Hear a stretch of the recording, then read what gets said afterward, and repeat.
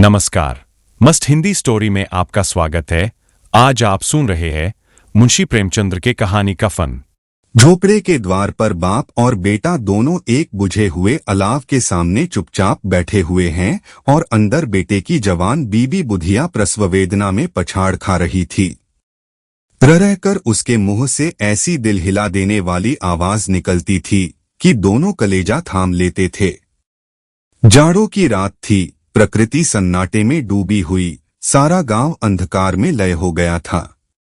घीसू ने कहा, मालूम होता है बचेगी नहीं। सारा दिन दौड़ते हो गया, जा देख तो आ। माधव चिढ़कर बोला, मरना ही तो है, जल्दी मर क्यों नहीं जाती? देखकर क्या करूं? तू बड़ा बेदर्द है बे। साल भर जिसके साथ सुख चैन से रहा, उसी के साथ इतनी बेवफाई। तो मुझसे तो उसका तड़पना और हाथ पांव पटकना नहीं देखा जाता। चमारों का कुनबा था और सारे गांव में बदनाम। घीसू एक दिन काम करता तो 3 दिन आराम करता। माधव इतना कामचोर था कि आध घंटे काम करता तो घंटे भर चिलम पीता। इसलिए उन्हें कहीं मजदूरी नहीं मिलती थी। घर में मुट्ठी भर भी अनाज मौजूद हो तो उनके लिए काम करने की कसम थी। जब 2-4 फाके हो जाते तो घीसू पेड़ पर चढ़कर लकड़ियां तोड़ लाता और माधव बाजार से बेच लाता, और जब तक वह पैसे रहते दोनों इधर उधर मारे मारे फिरते। गांव में काम की कमी न थी। किसानों का गांव था, मेहनती आदमी के लिए 50 काम थे। मगर इन दोनों को उसी वक्त बुलाते जब 2 आदमियों से एक का काम पाकर भी संतोष कर लेने के सिवा और कोई चारा न होता। अगर दोनों साधु होते तो उन्हें संतोष और धैर्य के लिए संयम और नियम की बिल्कुल जरूरत न होती। यह तो इनकी प्रकृति थी। विचित्र जीवन था इनका। घर में मिट्टी के 2-4 बर्तन के सिवा कोई संपत्ति नहीं। फटे चीथड़ों से अपनी नग्नता को ढाके हुए जिए जाते थे। संसार की चिंताओं से मुक्त, कर्ज से लदे हुए। गालियां भी खाते, मार भी खाते, मगर कोई गम नहीं। दीन इतने की वसूली की बिल्कुल आशा न रहने पर भी लोग इन्हें कुछ न कुछ कर्ज दे देते थे। मटर आलू की फसल में दूसरों के खेतों से मटर या आलू उखाड़ लाते और भून भान कर खा लेते, या 10-5 ऊख उखाड़ लाते और रात को चूसते। घीसू ने इसी आकाशवृत्ति से 60 साल की उम्र काट दी और माधव भी सपूत बेटे की तरह बाप ही के पदचिह्नों पर चल रहा था, बल्कि उसका नाम और भी उजागर कर रहा था। इस वक्त भी दोनों अलाव के सामने बैठकर आलू भून रहे थे, जो कि किसी खेत से खोद लाए थे। घीसू की स्त्री का तो बहुत दिन हुए देहांत हो गया था। माधव का ब्याह पिछले साल हुआ था। जब से यह औरत आई थी, उसने इस खानदान में व्यवस्था की नींव डाली थी और इन दोनों बेगैरतों का दोजख भरती रहती थी। जब से वह आई, यह दोनों और भी आरामतलब हो गए थे, बल्कि कुछ अकड़े भी लगे थे। कोई कार्य करने को बुलाता तो निब्रियाज भाव से दुगुनी मजदूरी मांगते। वही औरत आज प्रसव वेदना से मर रही थी और यह दोनों इसी इंतजार में थे कि वह मर जाएं तो आराम से सोएं। घीसू ने आलू निकालकर छीलते हुए कहा, जाकर देख तो क्या दशा है उसकी। चुड़ैल का फिसाद होगा और क्या। यहां तो ओझा भी 1 रुपया मांगता है। माधव को भय था कि वह कोठरी में गया तो घीसू आलूओं का बड़ा भाग साफ कर देगा। बोला, मुझे वहां जाते डर लगता है। डर किस बात का है, मैं तो यहां हूं ही। तो तुम ही जाकर देखो ना। मेरी औरत जब मरी थी तो मैं 3 दिन तक उसके पास से हिला तक नहीं, और फिर मुझसे लजाएगी कि नहीं। जिसका कभी मुंह नहीं देखा, आज उसका उघड़ा हुआ बदन देखूं। उसे तन की सुध भी तो न होगी। मुझे देख लेगी तो खुलकर हाथ पांव भी न पटक सकेगी। मैं सोचता हूं कोई बाल बच्चा हुआ तो क्या होगा। सौंठ गुड़ तेल कुछ भी तो नहीं है घर में। सब कुछ आ जाएगा, भगवान दे तो। जो लोग अभी 1 पैसा नहीं दे रहे हैं, वे ही कल बुलाकर रुपए देंगे। मेरे 9 लड़के हुए, घर में कभी कुछ न था, मगर भगवान ने किसी न किसी तरह बेड़ा पार ही लगाया। जिस समाज में रात दिन मेहनत करने वालों की हालत उनकी हालत से कुछ बहुत अच्छी न थी, और किसानों के मुकाबले में वे लोग जो किसानों की दुर्बलताओं से लाभ उठाना जानते थे, कहीं ज्यादा संपन्न थे, वहां इस तरह की मनोवृत्ति का पैदा हो जाना कोई अचरज की बात न थी। हम तो कहेंगे घीसू किसानों से कहीं ज्यादा विचारवान था और किसानों के विचार शून्य समूह में शामिल होने के बदले बैठकबाजों की कुत्सित मंडली में जा मिला था। हाँ, उसमें यह शक्ति न थी कि बैठकबाजों के नियम और नीति का पालन करता। इसलिए जहां उसकी मंडली के और लोग गांव के सरगना और मुखिया बने हुए थे, उस पर सारा गांव उंगली उठाता था। फिर भी उसे यह तस्कीन तो थी ही कि अगर वह फटेहाल है तो कम से कम उसे किसानों की सी जीतोड़ मेहनत तो नहीं करनी पड़ती, और उसकी सरलता और निरीहता से दूसरे लोग बेजा फायदा तो नहीं उठाते। दोनों आलू निकाल निकाल कर जलते जलते खाने लगे। कल से कुछ नहीं खाया था, इतना सब्र न था कि ठंडा हो जाने दें। कई बार दोनों की जबानें जल गईं। छिल जाने पर आलू का बाहरी हिस्सा जबान, हलक और तालू को जला देता था, और उस अंगारे को मुंह में रखने से ज्यादा खैरियत इसी में थी कि वह अंदर पहुंच जाए। वहां उसे ठंडा करने के लिए काफी सामान थे, इसलिए दोनों जल्द जल्द निगल जाते। हालांकि इस कोशिश में उनकी आंखों से आंसू निकल आते। घीसू को उस वक्त ठाकुर की बारात याद आई, जिसमें 20 साल पहले वह गया था। उस दावत में उसे जो तृप्ति मिली थी, वह उसके जीवन में एक याद रखने लायक बात थी, और आज भी उसकी याद ताजी थी। बोला वह भोज नहीं भूलता। तब से फिर उस तरह का खाना और भरपेट नहीं मिला। लड़की वालों ने सबको भरपेट पूड़ियां खिलाई थीं, सबको। छोटे बड़े सबने पूड़ियां खाई और असली घी की चटनी, रायता, 3 तरह के सूखे साग, एक रसेदार तरकारी, दही, चटनी, मिठाई। अब क्या बताऊं कि उस भोज में क्या स्वाद मिला। कोई रोकटोक नहीं थी, जो चीज चाहो मांगो, जितना चाहो खाओ। लोगों ने ऐसा खाया कि किसी से पानी न पिया गया। मगर परोसने वाले हैं कि पत्तल में गर्म गर्म गोल गोल सुवासित कचौड़ियां डाल देते हैं। मना करते हैं कि नहीं चाहिए, पत्तल पर हाथ रोके हुए हैं, मगर वह हैं कि दिए जाते हैं। और जब सबने मुंह धो लिया तो पान इलायची भी मिली, मगर मुझे पान लेने की कहाँ सुध थी। खड़ा हुआ न जाता था। चटपट जाकर अपने कंबल पर लेट गया। ऐसा दिलदरियाव था वह ठाकुर। माधव ने इन पदार्थों का मन ही मन मजा लेते हुए कहा, अब हमें कोई ऐसा भोज नहीं खिलाता। अब कोई क्या खिलाएगा। वह जमाना दूसरा था। अब तो सबको किफायत सूझती है। शादी ब्याह में मत खर्च करो, क्रियाकर्म में मत खर्च करो। पूछो गरीबों का माल बटोर बटोर कर कहाँ रखोगे। बटोरने में तो कमी नहीं है। हाँ, खर्च में किफायत सूझती है। तुमने 20 पूरियां खाई होंगी, 20 से ज्यादा खाई थीं। मैं 50 खा जाता। 50 से कम मैंने न खाई होंगी। अच्छा पका था। तू तो मेरा आधा भी नहीं है। आलू खाकर दोनों ने पानी पिया और वहीं अलाव के सामने अपनी धोतियां ओढ़कर पाव पेट में डाले सो रहे, जैसे 2 बड़े बड़े अजगर गेंडुलिया मारे पड़े हों। और बुधिया अभी तक कराह रही थी।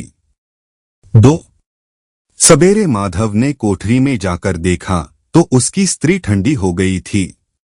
उसके मुंह पर मक्खियां भिनक रही थीं। पथराई हुई आंखें ऊपर टंगी हुई थीं। सारी देह धूल से लथपथ हो रही थी। उसके पेट में बच्चा मर गया था। माधव भागा हुआ घीसू के पास आया। फिर दोनों जोर जोर से हाय हाय करने और छाती पीटने लगे। पड़ोस वालों ने यह रोना धोना सुना तो दौड़े हुए आए और पुरानी मर्यादा के अनुसार इन अभागों को समझाने लगे, मगर ज्यादा रोने पीटने का अवसर न था। कफन की और लकड़ी की फिक्र करनी थी। घर में तो पैसा इस तरह गायब था जैसे चील के घोंसले में मांस। बाप बेटे रोते हुए गांव के जमींदार के पास गए। वह इन दोनों की सूरत से नफरत करते थे। कई बार इन्हें अपने हाथों से पीट चुके थे। चोरी करने के लिए, वादे पर काम पर न आने के लिए। पूछा क्या है बे घिसुआ, रोता क्यों है? अब तो तू कहीं दिखलाई भी नहीं देता। मालूम होता है इस गांव में रहना नहीं चाहता। घीसू ने जमीन पर सिर रखकर आंखों में आंसू भरे हुए कहा, सरकार, बड़ी विपत्ति में हूं। माधव की घरवाली रात को गुजर गई। रात भर तड़पती रही सरकार। हम दोनों उसके सिरहाने बैठे रहे। दवादारू जो कुछ हो सका सब कुछ किया, मुदा वह हमें दगा दे गई। अब कोई एक रोटी देने वाला भी न रहा मालिक। तबाह हो गए। घर उजड़ गया। आपका गुलाम हूं, अब आपके सिवा कौन उसकी मिट्टी पार लगाएगा? हमारे हाथ में तो जो कुछ था वह सब तो दवादारू में उठ गया। सरकार ही की दया होगी तो उसकी मिट्टी उठेगी। आपके सिवा किसके द्वार पर जाऊं? जमींदार साहब दयालु थे, मगर घीसू पर दया करना काले कंबल पर रंग चढ़ाना था। जी में तो आया, कह दें चल दूर हो यहां से। यूं तो बुलाने से भी नहीं आता, आज जब गरज पड़ी तो आकर खुशामद कर रहा है। हरामखोर कहीं का बदमाश। लेकिन यह क्रोध या दंड देने का अवसर न था। जी में कुड़ते हुए 2 रुपए निकालकर फेंक दिए, मगर सांत्वना का एक शब्द भी मुंह से न निकला। उसकी तरफ ताका तक नहीं, जैसे सिर का बोझ उतारा हो। जब जमींदार साहब ने 2 रुपए दिए तो गांव के बनिए महाजनों को इनकार का साहस कैसे होता? घीसू जमींदार के नाम का ढिंढोरा भी पीटना जानता था। किसी ने 2 आने दिए, किसी ने 4 आने। 1 घंटे में घीसू के पास 5 रुपए की अच्छी रकम जमा हो गई। कहीं से अनाज मिल गया, कहीं से लकड़ी। और दोपहर को घीसू और माधव बाजार से कफन लाने चले। इधर लोग बांस वांस काटने लगे। गांव की नर्मदिल स्त्रियां आकर लाश देखती थीं और उसकी बेक्सी पर 2 बूंद आंसू गिराकर चली जाती थीं। 3 बाजार में पहुंचकर घीसू बोला, लकड़ी तो उसे जलाने भर को मिल गई है, क्यों माधव? माधव बोला, हाँ लकड़ी तो बहुत है, अब कफन चाहिए। तो चलो कोई हल्का सा कफन ले लें। हाँ और क्या, लाश उठते उठते रात हो जाएगी। रात को कफन कौन देखता है? कैसा बुरा रिवाज है कि जिसे जीते जी तन ढांकने को चीथड़ा भी न मिले, उसे मरने पर नया कफन चाहिए। कफन लाश के साथ जल ही तो जाता है, और क्या रखा रहता है? यही 5 रुपए पहले मिलते तो कुछ दवादारू कर लेते। दोनों एक दूसरे के मन की बात ताड़ रहे थे। बाजार में इधर उधर घूमते रहे। कभी इस बजाज की दुकान पर गए, कभी उसकी दुकान पर। तरह तरह के कपड़े, रेशमी और सूती देखे, मगर कुछ जंचा नहीं। यहां तक कि शाम हो गई। तब दोनों न जाने किस दैवी प्रेरणा से एक मधुशाला के सामने जा पहुंचे और जैसे किसी पूर्व निश्चित व्यवस्था से अंदर चले गए। वहां जरा देर तक दोनों असमंजस में खड़े रहे। फिर घीसू ने गद्दी के सामने जाकर कहा, साहू जी, 1 बोतल हमें भी देना। उसके बाद कुछ चिखौना आया, तली हुई मछली आई और दोनों बरामदे में बैठकर शांतिपूर्वक पीने लगे। कई कुज्जियां ताबड़तोड़ पीने के बाद दोनों सरूर में आ गए। घीसू बोला, कफन लगाने से क्या मिलता? आखिर जल ही तो जाता, कुछ बहू के साथ तो न जाता। माधव आसमान की तरफ देखकर बोला, मानो देवताओं को अपनी निष्पापता का साक्षी बना रहा हो। दुनिया का दस्तूर है, नहीं लोग बामभनों को हजारों रुपए क्यों दे देते हैं? कौन देखता है परलोक में मिलता है या नहीं? बड़े आदमियों के पास धन है, फूके। हमारे पास फूकने को क्या है? लेकिन लोगों को जवाब क्या दोगे? लोग पूछेंगे नहीं कफन कहाँ है। घीसू हंसाबे कह देंगे कि रुपए कमर से खिसक गए। बहुत ढूंढा मिले नहीं। लोगों को विश्वास न आएगा, लेकिन फिर वही रुपए देंगे। माधव भी हंसा इस अनपेक्षित सौभाग्य पर। बोला बड़ी अच्छी थी बेचारी, मरी तो खूब खिला पिलाकर। आधी बोतल से ज्यादा उड़ गई।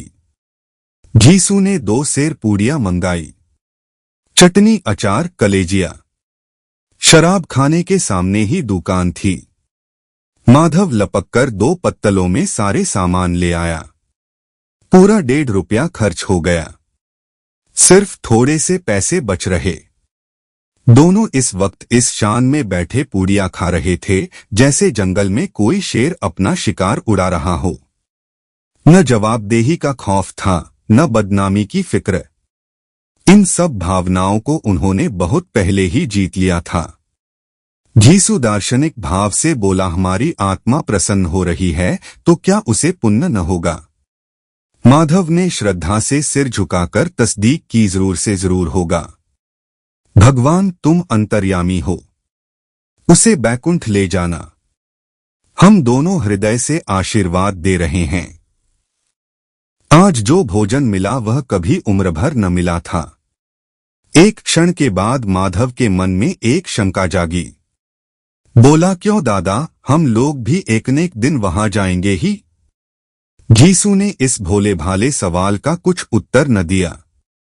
वह परलोक की बातें सोचकर इस आनंद में बाधा न डालना चाहता था।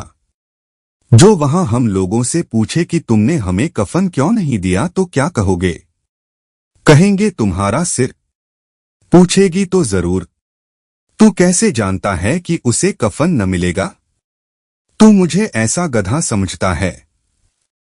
60 साल क्या दुनिया में घास खोदता रहा हूं? उसको कफन मिलेगा और बहुत अच्छा मिलेगा।